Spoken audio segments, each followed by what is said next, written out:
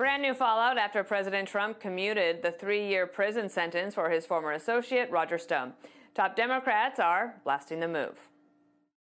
It's staggering corruption, but I think it's important for people also to know that it's a threat to our national security. This is absolutely outrageous that the President of the United States could be so brazen as to, commute and pardon his friends who are protecting him. The president, through this commutation, is basically saying, if you lie for me, if you cover up for me, if you have my back, then I will make sure that you get a get-out-of-jail-free card.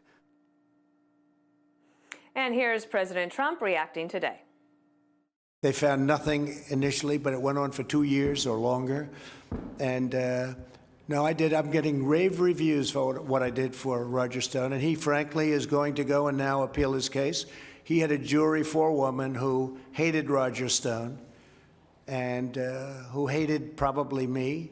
But she went on a false pretense, and he wasn't given a fair trial. It's not a fair trial. He wasn't given another trial. Should have been given another trial. Jesse, one of the most surprising things about the Democrats' reaction was that they were surprised. This move was telegraphed from the very beginning. Yeah. I just can't get over Trump's hair right there. Did anybody notice the size of the hair? Wow. Yeah, it was big. It's huge. It's sort of like me with you not wearing a tie. Yeah, I know. Everyone's changing their look. I don't understand it. In the pandemic. Listen, honestly, Stone's no saint. He's been in the gutter for decades, but he's not a criminal either. He's an old man who likes to talk a lot of trash and got caught up in a frame job, honestly. Like, if a guy plants a gun on you and he's a police officer and you throw the gun in the river, you can't be charged with obstruction. It's a dirty investigation, and as we know, it was a baseless investigation. There was no collusion. It was a witch hunt, and now the media is just mad because the witch hunt got exposed. Flynn's going to walk, Stone's going to walk, Durham's on the march, but, listen, it's honestly... I'm tired of looking back at this. We really need to go forward. The Democrats got caught trying to frame people. And, Chelsea Manning, he got commuted by Barack Obama. He conspired with WikiLeaks. Roger Stone didn't conspire with WikiLeaks, and he's now in trouble. I mean, things backwards. I think Bill Clinton, didn't he pardon his brother or his business partner? But this is the craziest thing. I mean, he pardoned the biggest tax cheat in U.S. history, because his wife gave $1 million donation to the Clinton Foundation. Come on, a little perspective here. I was going to bring up to Greg, do you remember the Obama commutation of Oscar Lopez Rivera? That happened while we were on terrorist. The 5. He was like an actual terrorist. There wasn't as much outrage. F-A-L-N.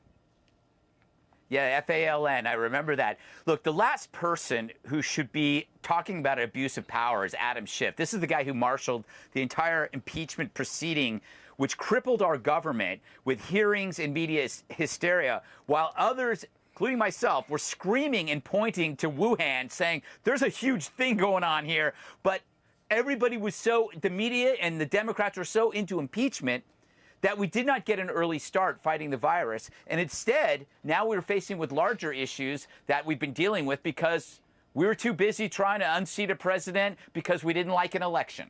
So save me the whining about Roger Stone.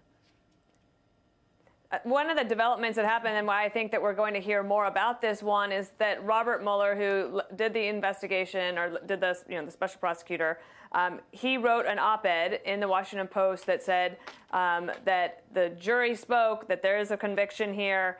Now, he has maintained that he would not talk about it, that he would just let his report stand.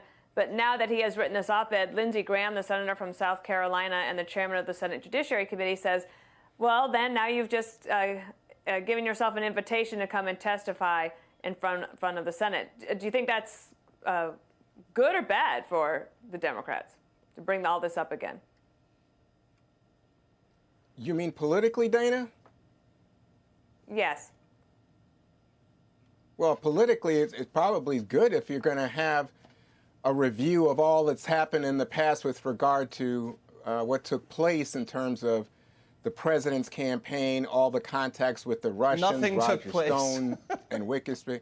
Well, of course something took place. There are hundreds of contacts, and that's why, even Bill Barr, the current Attorney General, the current Attorney General said that Stone's conviction was appropriate and lawful, and he opposed what the president did. But I just think it's important for people who watch our show to know that this is not some liberal media going ballistic, that today you had the conservative National Review describe what the president did in commuting that sentence as indefensible.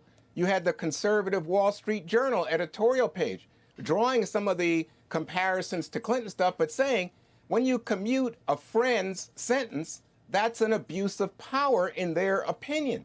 So those are conservative outlets speaking directly to what took place. And I think that you have to understand, even when Clinton pardoned Mark Rich, he did it as he was on his way out. I think this is like a thumb in the eye to the justice system from a guy who says he's Mr. Law and Order when it comes to a street criminal, but not to his friend who has clearly broken the law and has even forced Robert Mueller's hand, Dana, to come out and say, this is wrong. Yeah. Although it's an interesting comparison, Katie. Do you actually think thumb in the eye by the Clintons, it was what Clinton did with Mark Rich was like the thumb in the eye to the entire country, I think.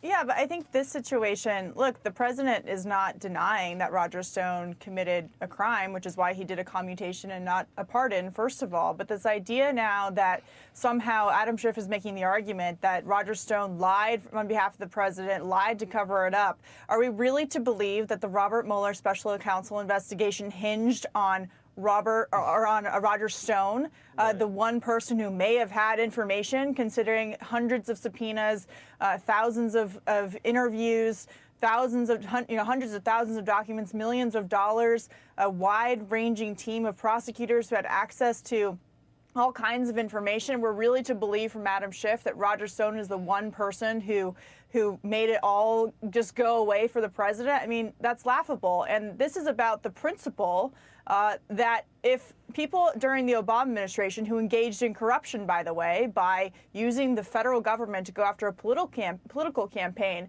can get away with lying, like Andrew McCabe, for example, as a deputy director of the FBI, and they don't go to jail for it, well, then why should Roger Stone go to jail for it? So it's a commutation, not a pardon, but it is about the idea that there shouldn't be a double standard here based on politics, whether you're a Democrat or Republican. Well, and Hey, Roger Dana? Stone gets exactly one of the things that he... Yes, sir? Do you think that he actually wrote that op-ed? No way.